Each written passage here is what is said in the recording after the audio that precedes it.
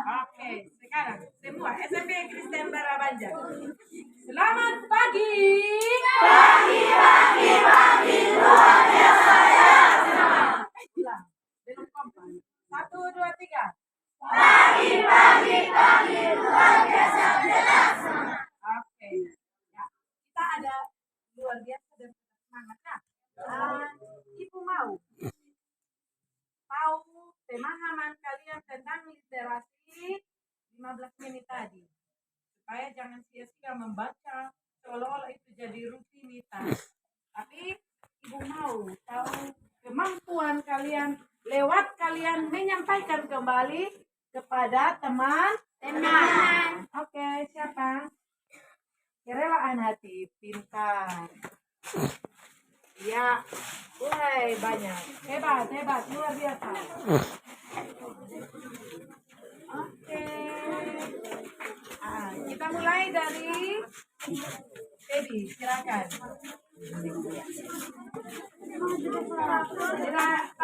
Jam 8 kita masuk puntir. Bapak yang penting ini berarti berguna, memiliki semangat. Begitu ya? Oke, silakan Baby. Yang lain diam, dengar, dan jadikan itu sebagai inspirasi. Oke. Terima kasih.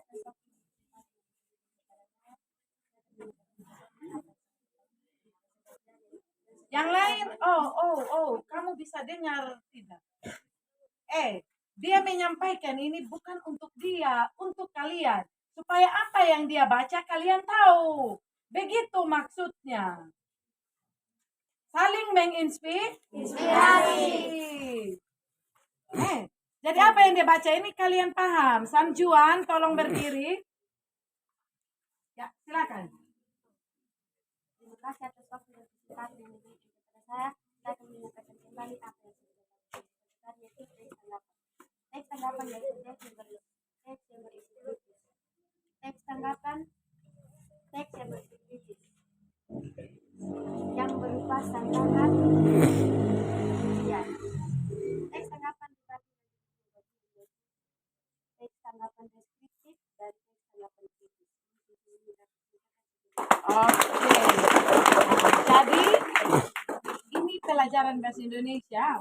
Ada 2 jenis teks tanggapan atau bagian. Yaitu teks tanggapan deskripsi atau gambaran dan teks tanggapan kritis. Mengkritisi terhadap persoalan yang terjadi. Silakan Yesenia. Terima kasih atas waktu dan kesempatan yang diberikan saya. Saya akan menjelaskan kembali apa yang saya sampaikan tadi, tentang unsur-unsur puisi. Unsur-unsur puisi dapat dibagi menjadi 7 bagian, yaitu 1. Larik, bait, larik atau bait. 2. Bait. 3. Bertauta. 4. Diksi. 5. Imaji. 6. Rima. 7. Irama atau majas. Mungkin cemit-cemit disampaikan sedikit. Ya. Bagus, tapi perlu diperbaiki ya. Unsur-unsur puisi itu ada 2 bagian. Nanti 2 bagiannya itu dipisah lagi. Ada struktur batin dan struktur yang kelas 9 sekarang. Struktur batin puisi dan struktur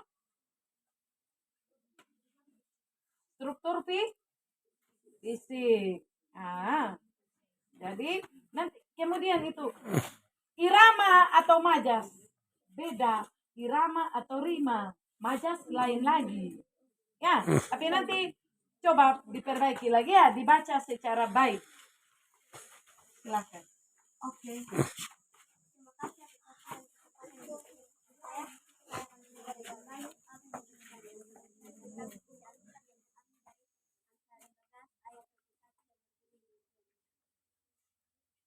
siapa mengingat temannya berbuat dosa, tetapi berbahagialah orang yang memberi belas kasihan kepada orang yang menderita. Oke. Ini menyatakan perbuatan baik dan perbuatan jahat ya. Jadi jangan menghina, tetapi berbelas kasihanlah kepada orang lain. lain. Oke. Terima kasih atas waktu dan kesempatan yang diberikan kepada saya. Saya akan menyampaikan kembali apa yang sudah tentang Tuhan Yesus Kristus.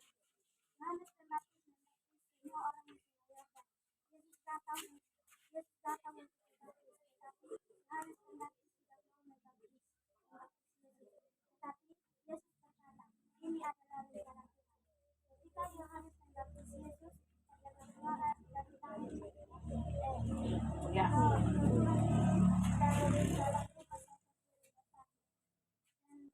Dan berkata, inilah anakku yang kukasihi, kepadamulah aku.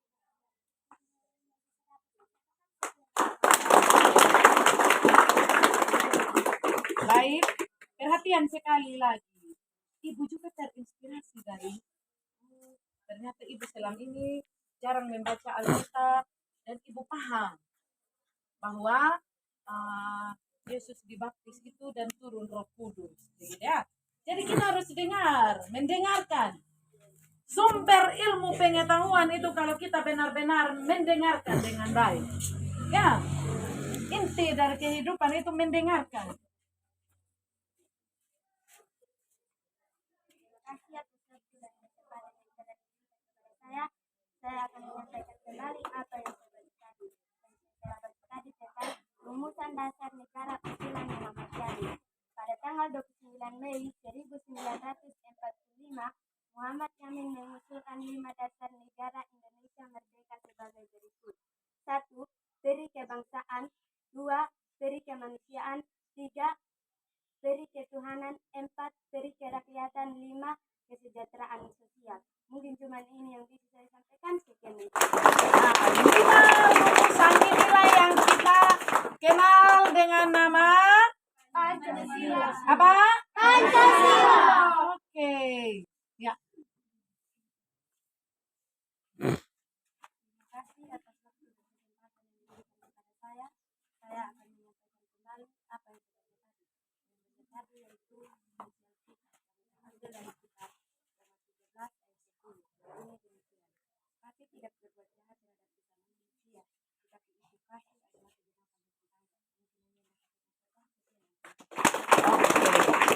Jadi kasih itu tidak berbuat jahat. Percuma kita bilang kita mengasihinya, tetapi kita berbuat jahat. Jadi segala hal yang menyatakan kejahatan itu orang yang tidak mengenal Tuhan dan tidak mengenal kasih. Kita apalagi anak di sekolah Kristen, kita harus menyadari bahwa landasan atau visi misi kita itu adalah segala hal yang berlandaskan kasih. kasih.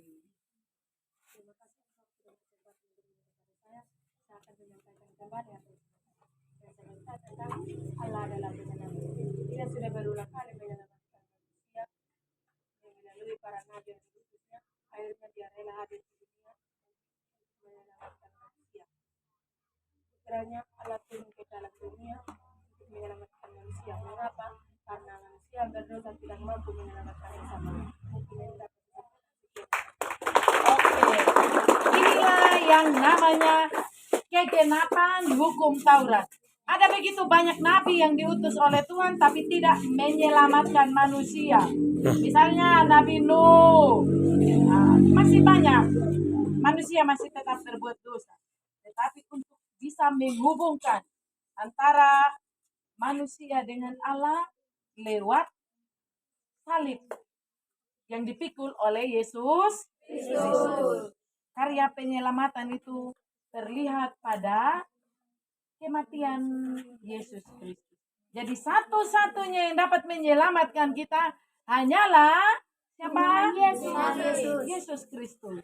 Manusia tidak dapat menyelamatkan diri sendiri, bahkan menyelamatkan sesama. Oke? Silakan Alvin. Terima kasih atas waktu dan kesempatan yang telah diberikan kepada saya. Saya akan menyampaikan kembali apa yang saya baca. Yang saya baca tadi yaitu bahan diamagnetik. Bahan diamagnetik adalah bahan yang dapat ditarik oleh magnet. Misalnya emas bismut, perak, dan molekul organik seperti plastik. Ini pelajaran IPA ya. Ibu tidak kasih penegasan, ibu belum paham itu.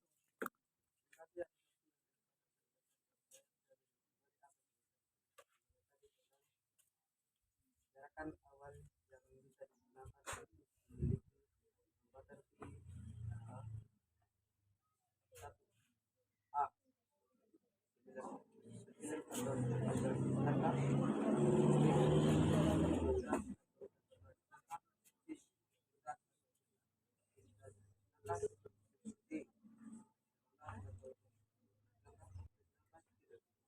Ini pelajaran PJOK.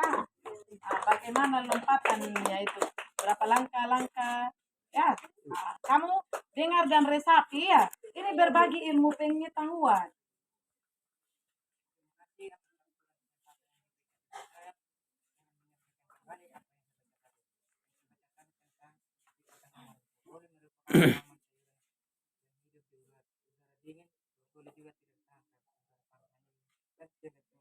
Oke.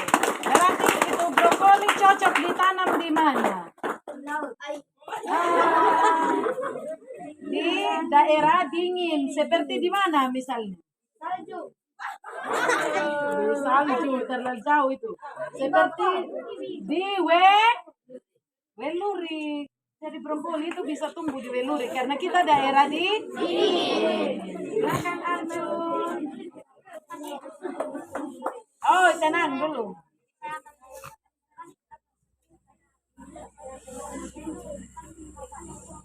Yuk, pantun berapa? 2 baris. Nah.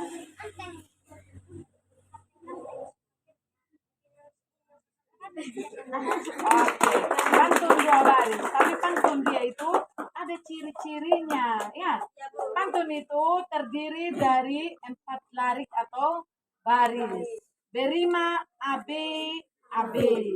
Terdiri dari 8 sampai 12 apa? Suku kata. Ya. Oke, apa lagi? Ayo. Terima kasih atas waktu dan kesempatan. Saya akan mencatat kembali bisa bacakan tentang kisah kita yang terambil dari 1 ayat 2 yang tentunya demikian. Ya seperti pohon yang ditanam di tepi aliran air yang menghasilkan buah pada musimnya dan yang tidak pelai daunnya apa saja diperbuat yang berhasil. Mungkin hanya saya katakan sekian. Kalau kita taat dan dengar-dengaran, kita itu diibaratkan seperti pohon yang ditanam di tepi air.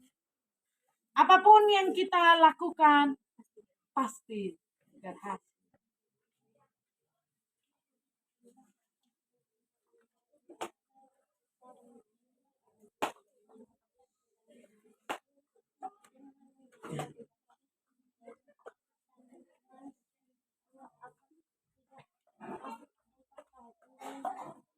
Oke.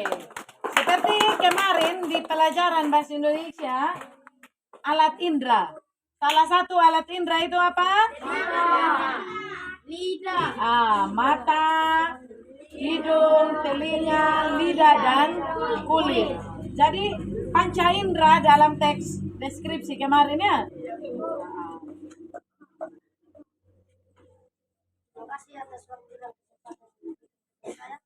Saya akan menyampaikan kembali apa yang saya tentang hidup beriman dalam perjanjian lama berarti berpegang teguh. Beriman berarti berpegang teguh pada keyakinan yang dimiliki karena hal itu dapat dipercaya dan diandalkan. Yang saya sampaikan. Terima kasih. Kalian sungguh luar biasa.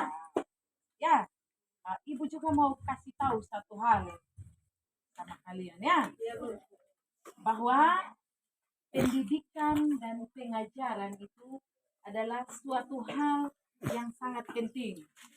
Orang yang mendapatkan pengajaran akan memberi pelajaran yang baik. Orang yang berpendidikan akan menghasilkan sesuatu hal yang berguna bagi orang lain. Semoga disimak dan Ibu kasih slogan lagi tadi, slogan selamat pagi. Selamat pagi. Pagi luar biasa. Tetap semangat. SMP Kristen Barabanja. Semangat. Oke, kita akan masuk dalam ruang kelas. Silakan Bapak. Selamat pagi. Ulang. Semangat. Selamat pagi. Ya, luar biasa ya. Walaupun tidak lama sedikit, saya lihat setiap pagi antusias untuk menyampaikan hasil yang kalian baca itu sudah luar biasa. Ya, tapi saya harapkan jangan hanya orang-orang itu saja. Kita yang lain di mana? Ya, yang lain di mana? Saya lihat tadi ada itu laki-laki tadi yang baca, Buma ada ketawa-ketawa. Nah, gitu ya, ya Buma. Beberapa ini sahabat di sahabat yang tadi ada ketawa-ketawa. Coba resapi itu. Kalau orang lain maju, kenapa orang lain bisa, begitu ya? Jangan saya lihat bunyi ketawa tadi itu macam ketawa sinis begitu. Dia bisa tidak, sepertinya begitu. Tapi orang lain bisa kok. Apa tadi yang baca tentang olahraga tadi? Denis. Nah, kok bisa gitu ya? Saya baru beberapa kali saya lihat dia. Kalau kamu yang lain, kalau sampai mengetawakan orang lain itu berarti engkau sendiri yang tidak mau berubah, ya. Sebenarnya kalau orang lain yang mungkin pertama kali maju, engkau harus terpukul. Kenapa dia bisa dan kenapa saya tidak, gitu ya? Bisa tidak? Bisa. Saya lihat beberapa tadi ada yang istilahnya ya kalau yang biasa-biasa yang maju ke Alfian itu kamu serius mendengarkan. Tapi kalau yang baru yang maju, ya sepertinya kamu ada lucu. Ya, dengar ini. Tidak boleh. Tidak boleh. Artinya kalau orang lain bisa, ya saya juga gitu mungkin sebulan sekali, gitu ya. Jangan juga langsung tidak sama sekali. Jangan sampai selama engkau 3 tahun di sini, selama menjalankan literasi, tidak pernah satu kali engkau maju. Ya, masa kau tidak bisa hafal sama sekali satu bacaan ya, kan itu sulit ya. Dengar ini? Dengar tidak? Dengar, Pak. Bapak harapkan supaya kalian itu berlomba, gitu ya. Kami Bapak Ibu Guru sudah bersemangat mempersiapkan, kita datang pagi untuk mempersiapkan kalian untuk melakukan literasi. Ya, kalau kalian sendiri tidak antusias, ya yang rugi masa depanmu kalian sendiri anak ya. Ya, kami yang penting Bapak Ibu Guru sudah rela jam 7 kami sudah ada untuk mempersiapkan. Ya, karena kenapa? Kami harus mempersiapkan, kalian harus bersihkan ruang kelas. Nanti harus ada waktu untuk kalian baca. Harus ada waktu untuk kalian presentasikan. Berarti kami guru harus lebih ya mengatur waktu lagi gitu ya. Sehingga jangan sia-siakan kesempatan yang ada ini. Kami sudah datang pagi, kamu tidak mempersiapkan diri kan rumit juga kan gitu ya. Bisa tidak? Bisa, Pak. Bisa tidak? Bisa, Pak. Saya harap